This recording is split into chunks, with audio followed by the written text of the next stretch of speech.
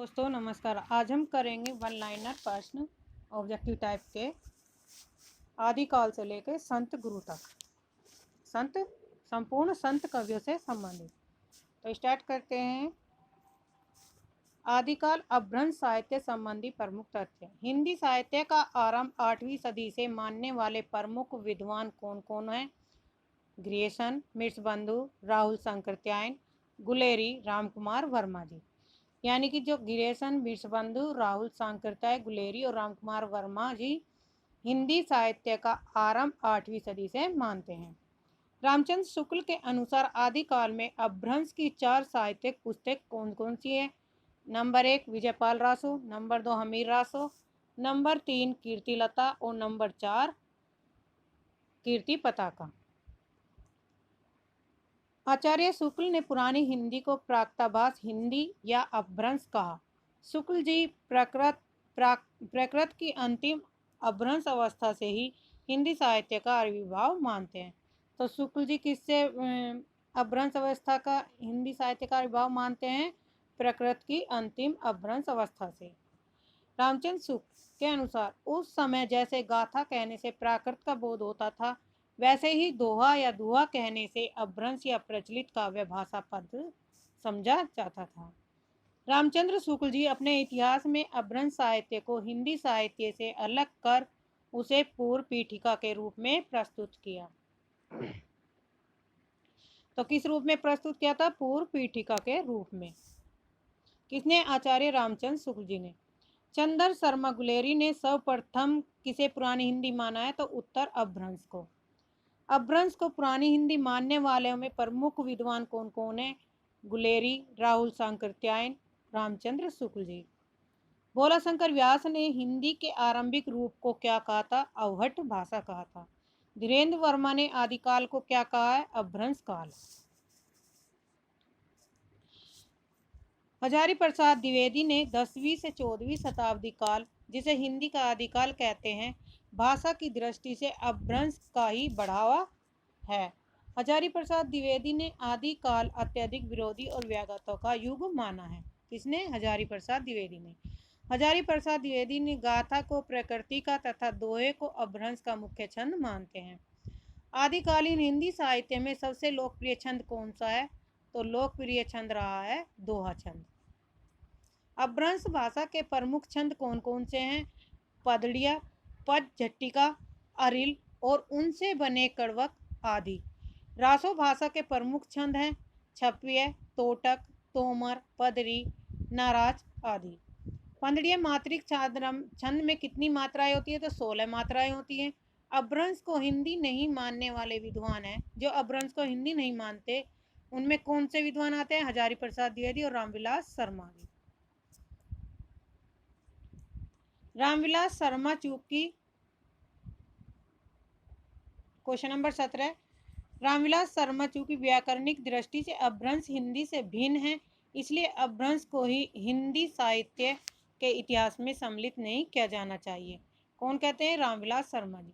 उत्तर अपभ्रंश की रचनाओं को अपने इतिहास में विवेचन एवं उसे हिंदी साहित्य के अंतर्गत रखने वाले विद्वान कौन कौन से हैं? तो राहुल सांकृत्यायन है, रामकुमार वर्मा, श्याम सुंदर दास, हजारी प्रसाद द्विवेदी। क्वेश्चन नंबर 19, उत्तर अपभ्रंश क्या है? आरंभिक हिंदी। 20, आदिकाल का अधिकतम साहित्य कहाँ से प्राप्त हुआ? तो राजस्थान से। अपभ्रंश के फागु काव्य से आशय है बसंत ऋतु का काव्य है। यानी जो फागु काव्य है वो किससे संबंधित है? बसंत ऋतु का काव्य है। बौद्धों द्वारा रचित अपभ्रंश साहित्य को क्या कहते हैं? तो सिद्ध साहित्य। स्वयंभू ने पहुम चरवे की रचना दोहा चौपाई में कड़वक बंद शैली में की थी। स्वयंभू के अपूर्ण ग्रंथ पहुम चर्या को उनके ही पुत्र तिरुभुवन ने पूरा किया। स्वयंभू को अपभ्रंश का वाल्मीकि भी कहा जाता है। पुष्पदंत को अपभ्रंश का भवभूति कहा जाता है।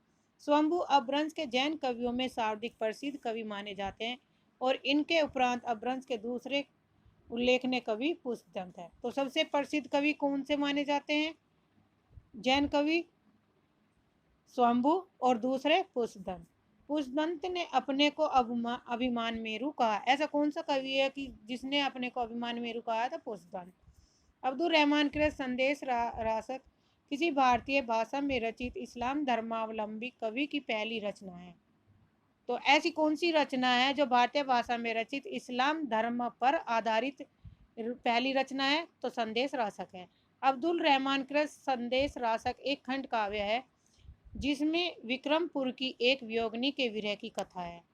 अब्दुल रहमान को हजारी प्रसाद द्विवेदी का प्रथम कवि माना जाता है। ये इंपॉर्टेंट क्वेश्चन है। क्वेश्चन नंबर 32, अवैसिध साहित्य संबंधी प्रमुख तथ्य या प्रश्न। सामान्य रूप से हिंदी साहित्य का आरंभ सिद्धों की रचना से माना जाता है। तो सामान्य रूप से हिंदी साहित्य का आरंभ कब से माना जाता है? सिद्धों की रचनाओं से। भरत मुनि ने लोक भाषा को अपभ्रंश नाम न देकर देश भाषा कहा है। रामचंद्र शुक्ल ने आदिकाल के अंतर्गत देश भाषा शब्द बोलचाल की भाषा के लिए किया है। तो रामचंद्र शुक्ल ने आदिकाल के अंतर्गत कौन सी भाषा को बोलचाल की भाषा माना है? देश भाषा। सिद्धों का विकास बौद्ध धर्म के वाजयान शाखा से हुआ है। सिद्धों का विकास किससे हुआ है? बौद्ध धर्म के वाजयान से। वाजयान में युगनद की भावना पाई जाती है। सिद्ध साहित्य का प्रमुख केंद्र श्री पर्वत था।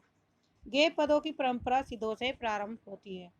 सिद्ध सिद्धांत पद्धति ग्रंथ हठयोग से संबंधित है। बौद्ध गान और दुआ सिद्धों की रचनाओं का संग्रह है जिसे हर प्रसाद शास्त्री ने बंगास्त्रों में प्रकाशित कराया था। चर्यापद सिद्धों के व्यवहार संबंधी रचनाएं हैं। सरप्पावाद से संबंधित महत्वपूर्ण क्वेश्चन बनेंगे जो पूछे जाते हैं हर परीक्षा में। सरप्पा का अन्य नाम है सरोज वर्ज, वर्जियान से संबंध है, और राहुल भद्र बौद्ध परंपरा से संबंध है। अब ये भी क्वेश्चन में सरप्पा का अन्य नाम क्या है? सरोज वर्ज है। वे किस शाखा से संबंधित है? वर्जियान से। राहुल भद्र बौद्ध परंपरा से संबंधित है। सर्वमत से विद्वानों ने हिंदी का प्रथम कवि मानते हैं किसे? सरप्पा को। सरप्पा की संख्या कितनी है? 84 सिद्धों में प्रथम सिद्ध कवि माने जाते हैं सरप्पा। राहुल सांकृत्याय के अनुसार सरप्पा का समय 769 ईस्वी है। राहुल सांकृत्याय ने हिंदी काव्यधारा में सरप्पा की कुछ रचनाओं का संग्रह किया। इन्होंने सहजिया संप्रदाय की स्थापना की। सहजियान के प्रवर्तक कौन माने जाते हैं? सरप्पा। लुइपा। 84 सिद्धों में सबसे ऊंचा स्थान किसका माना जाता है? तो लुइपा का माना जाता है। रचनाओं में रहस्य भावनाओं की प्रधानता है। अब रासो ग्रंथों के संदर्भ में महत्वपूर्ण बातें।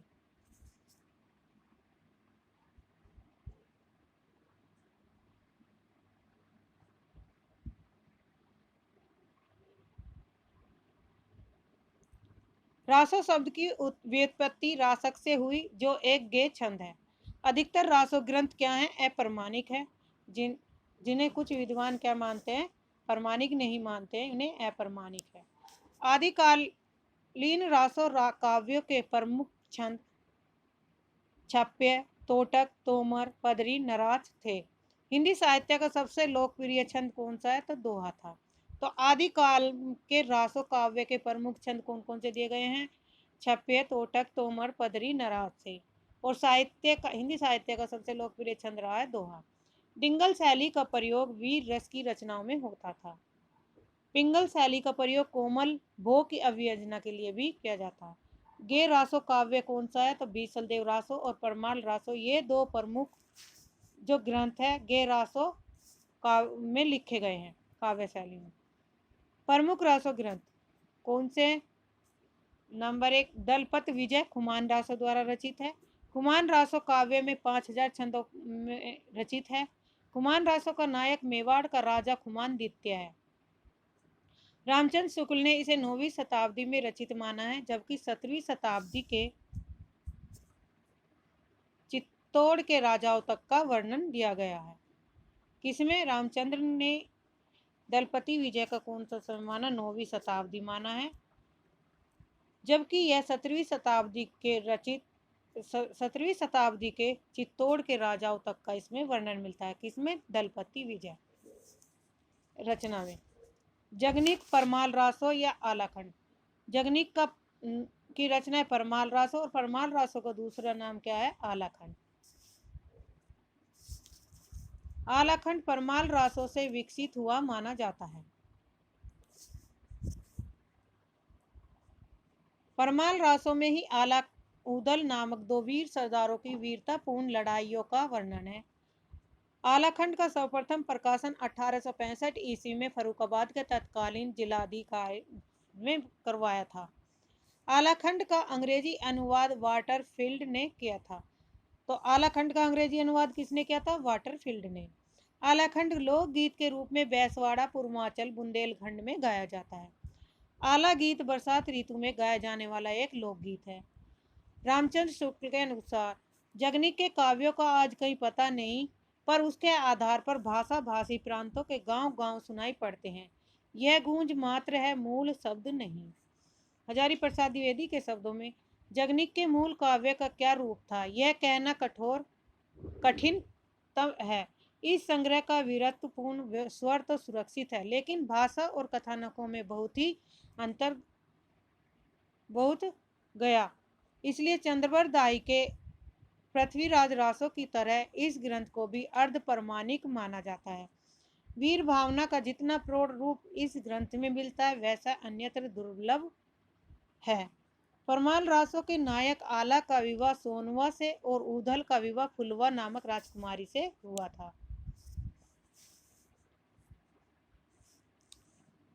रामचंद्र यहाँ पे है हमीर रासो के संबंध में।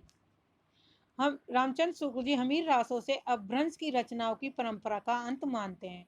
यानी कि जब से हमीर रासों की रचना हुई तो वहां पे क्या हो गया, अपभ्रंश की रचनाएं समाप्त होने लगी थी। हमीर रासों के कुछ छंद प्राकृत पेंगलम में मिलते हैं। राहुल सांकृत्यायन ने इसे जज्जल रचित माना है। हमीर रासों में राजा हमीर और अलाउद्दीन के युद्धों का वर्णन किया गया है। तो हमीर रासों की रचना में किसका विषय किनका वर्णन किया गया? तो हमीर और अलाउद्दीन के युद्धों का वर्णन। नरसिंह की रचना है विजयपाल रासो। मिर्च बंधुओं के अनुसार इसका रचनाकाल 14वीं सदी से सर्वमान्य 16वीं शताब्दी माना जाता है। और इनकी भाषा क्या है? अपभ्रंश भाषा में रचित है। ये रचना कौन सी भाषा में? अपभ्रंश। नरपति नल्ला बीसलदेव रासो रचित है। बीसलदेव रासो क्या है? एक विरह गीत है, काव्य है। बीसलदेव रासो मुक्तक परंपरा का प्रतिनिधि गे काव्य है। बीसल रासो का प्रमुख रस क्या है? श्रृंगार है। हिंदी का प्रथम 12 मासा वर्णन पृथ्वी बीसलदेव रासो में मिलता है। हिंदी का प्रथम 12 मासा का वर्णन किस में मिलता है? तो बीसलदेव रासो में मिलता है, जिसका प्रारंभिक कार्तिक माह से होता है। बीसलदेव रासों में छंद वैविध्य के साथ साथ विभिन्न राग रागनियों, विशेषतर राग केंद्र में मिलता है। इसमें मेघदूत और संदेश रासक की परंपरा का भी विद्वान है।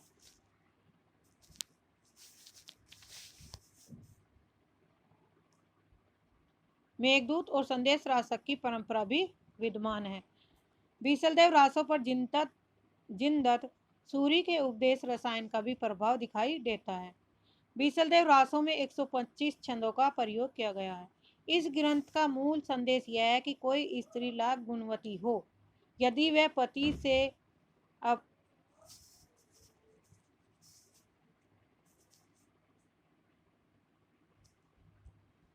इस ग्रंथ का मूल संदेश यह है कि कोई स्त्री लाख गुणवती हो, यदि वह पति से कोई भी बात बिना सोचे समझे करती है तो वह सब कुछ बिगड़ सकता है। इसलिए इस ग्रंथ को श्रृंगार परक होते हुए भी क्या माना गया है? श्रृंगार परक होते हुए भी वीर काव्य माना जाता है। रामचंद्र शुक्ल ने बीसलदेव रासो को वीर गीत के रूप में सबसे पुरानी पुस्तक माना है। किसे? बीसलदेव को, बीसलदेव रासो को। बीसलदेव रासो की नायिका क्या है? राजमती है और भोज परमाल की पुत्री है। बीसलदेव रासो को 4 भागों में विभक्त किया गया था। अब सोम प्रभ सूरी, कुमारपाल प्रतिबोध, गद पद में संस्कृत प्राकृत काव्य है। मेरुतंग प्रबंध चिंतामणि ग्रंथ संस्कृत ग्रंथ भोज प्रबंध के ढंग से लिखा गया है। प्रबंध चिंतामणि ग्रंथ में बहुत से पुराने राजाओं के आख्यान संग्रहित है। प्रबंध चिंतामणि के ही कथानक को आधार बनाकर हजारी प्रसाद द्विवेदी ने चारुमित्र लिखा था। अब है जैन साहित्य के प्रमुख कवि और उनके ग्रंथ। देवसेन का समय काल है 933 ईस्वी और इनके प्रमुख ग्रंथ है शार्काचार, लघुनचर्य, चक्र और दर्शन सार। श्राल दर्शन, इसकी ट्रिक हो जाएगी याद करने की। श्राल दर्शन, श्रावाकार, लघुनय और दर्शन सार। शालिभद्र की है भारतेश्वर, बाहुबली रास, बुद्धि रास, पंच पांडव। भारत, बुद्धि, पंच पांडव। समय इनका क्या है? 1184 ईस्वी में। विनयचंद सूरी की रचना काव्य ग्रंथ है नेमिनाथ चौपाई, 1200 ईस्वी। आसगु, चंदन बाला रास और जीव दया रास, समय इनका 1200 ईस्वी में। जिनधर्म सूरी की रचना है स्थूलीभद्र रास, समय 1209 ईस्वी। विजयसेन सूरी रेवंत गिरी रास है 1231 ईस्वी में। सुमति गुनी नेमिनाथ रास 1213 ईस्वी में। और कुमारपाल देसी नाम माला कोश, हेमचंद शब्दानुशासन, प्राक्तानुशासन और छंदानुशासन, ये चारों रचनाएं किसकी हैं? हेमचंद जी की है और 12वीं शताब्दी इनका समय काल है। कुमारपाल चरित, देसी नाम माला कोश, हेमचंद शब्दानुशासन, प्राकृत छंदोनुशासन, तिरसठी सलाका पुरुष चरित। अब प्रज्ञा तिलक की रचना है कछली, सारमूर्ति की जिन पदम सूरी रास, उदयवंत की है गौतम स्वामी रास, सोम प्रभासूरी की रचना है कुमारपाल प्रतिबोध और इनका समय काल है 13वीं शताब्दी। मेरु तिंग की प्रबंध चिंतामणि है काव्य ग्रंथ और समय 13वीं शताब्दी। कनकामर मुनि करकंड चरित्र है। तो ये क्या है? सभी महत्वपूर्ण जैन कवियों और उनकी रचनाएं हैं। आदिकाल जैन रास से संबंधित महत्वपूर्ण तथ्य दिए गए हैं। गणपति चंद्रगुप्त ने शालिभद्र सूरी द्वारा रचित ग्रंथ भारतेश्वर बाहुबली रास को हिंदी का प्रथम रास काव्य मानते हैं और यही मत क्या है? सर्वमान्य भी है। मुनिजन विजय ने भी शालिभद्र सूरी द्वारा रचित ग्रंथ भारतेश्वर बाहुबली रास को रास परंपरा का प्रथम ग्रंथ माना है। किसने? मुनिजन विजय ने और गणपति चंद्रगुप्त ने। देवसेन की श्रावकाचार को हिंदी का प्रथम ग्रंथ माना जाता है। विनयचंद सूरीकृत नेमिनाथ चौपाई ग्रंथ से प्रथम 12 मासा का वर्णन चौपाई छंद में पहली बार मिलता है। हिंदी साहित्य में प्रथम 12 मासा का वर्णन बीसलदेव रासों से माना जाता है। चरित्र, आचार, रास, फागु आदि शैलियों में जैन साहित्य रचा गया, लेकिन सबसे लोकप्रिय काव्य शैली रास है। हजारी प्रसाद द्विवेदी के अनुसार अगर उनकी जैनों की रचनाओं के ऊपर से जैन विशेषण हटा दिया जाए तो योगियों और तांत्रिकों की रचनाओं से बहुत भिन्न नहीं लगेगी। किसने कहा? है हजारी प्रसाद द्विवेदी ने। अब संत काव्य संबंधी कुछ महत्वपूर्ण तथ्य। संत पीपा रामानंद के शिष्य थे और ये खींची वंश के राजपूत थे। संत दूल्हा सतनामी संप्रदाय के थे। निर्वाण ज्ञान साध संप्रदाय का प्रमुख ग्रंथ है। याही साहब निर्गुण मार्गी संत थे। संत धन्ना का जन्म 1415 ईस्वी में हुआ। संत वीरमान की उपदेश परक रचनाएं वाणी शीर्षक से संकलित है। संत काव्यधारा का दार्शनिक सांस्कृतिक आधार उपनिषद शंकराचार्य का अद्वैत दर्शन, नाथपंथ इस्लाम सूफी दर्शन और बौद्ध धर्म है। कबीर में दादू मलूकदास आदि संत कवि पूर्णतः अद्वैतवादी हैं। कबीर, रैदास, मलूकदास आदि संत कवियों की रचना में सगुण तत्व के भी दर्शन होते हैं। योग साधना से प्रभावित कवि कौन कौन से हैं? कबीर, सुंदरदास, हरिदास, निरंजनी। और योग साधना से अप्रभावित कवि कौन से हैं? दादू, नानक, रैदास, जमनाथ, सिंगा, भीषण, रजब, बावरी साहिबा, मलूकदास और बाबा लाल। आज के लिए इतना ही। वीडियो को लाइक कर दिए, शेयर करिए, कमेंट करिए। धन्यवाद।